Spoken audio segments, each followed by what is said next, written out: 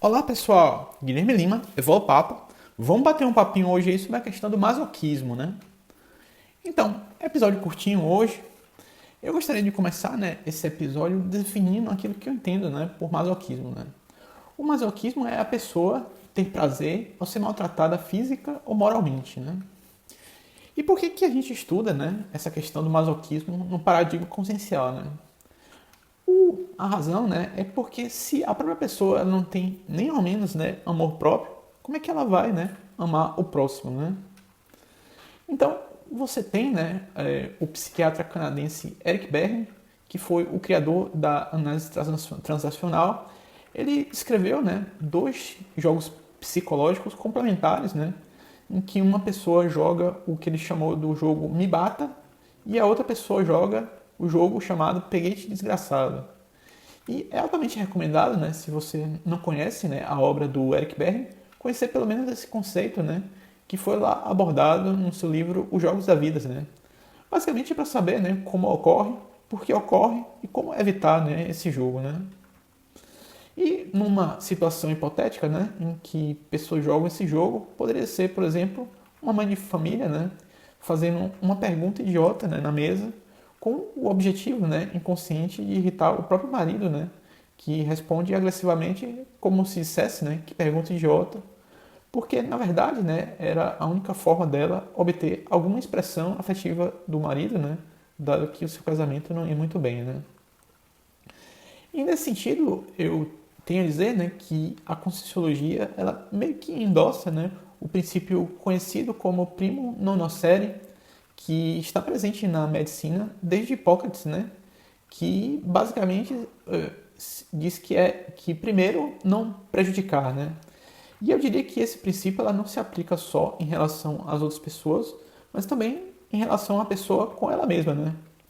E permitir maus tratos a si, né, e relacionamentos abusivos, quando a opção, né, e a pessoa for plenamente capaz, eu acho que não bem, né, o que o paradigma consciencial advoga, né? E, em alguns sentidos, né, se submeter temporariamente, né, a alguns tipos de maus tratos pode ser, né, uma ponte para algo melhor, né? Uma pessoa, às vezes, ela pode se submeter, né, a uma situação ruim, mas com uma visão, né, de um prazo mais longo, e isso pode fazer, né, toda a diferença na vida de uma pessoa, né? Então, se você, né, por exemplo, você for estudante, né, e estiver no meio da faculdade e seus pais, seu relacionamento com seus pais não vai muito bem, né, e eles te maltratam de alguma forma, se você buscar força, né, para suportar esse período até terminar a faculdade, pode ser, né, melhor do que pode ser algo decisivo, né, para sair melhor, né, da situação depois, né, do que simplesmente interromper a faculdade e sair de casa, né. Então isso pode ser de certa forma decisivo, né, para a pessoa cumprir a própria missão de vida ou proexis dela, né. E às vezes, né, o sacrifício pessoal extremo, né, pode ser, né, uma forma de masoquismo, né, uma falta de amor próprio mínimo, né. Por exemplo, uma pessoa, né, gastar pagando as mensalidades da segunda faculdade, né, de sua companheira, sem ter concluído, né, a própria faculdade, isso pode ser de alguma forma visto como algum tipo de masoquismo, né? Infelizmente, né, eu tenho a dizer que na prática, né, ao longo de anos, observando pessoas que trabalhavam de alguma forma com as instituições de conscienciologia, várias pessoas elas têm a ideia, né, de que todo sacrifício é válido, né, em nome da conscienciologia, né? E são pessoas que declaradamente, né, pensavam estar combatendo, né, o próprio ego, né, pelo egocídio, né, e fazendo sacrifícios impensáveis, né?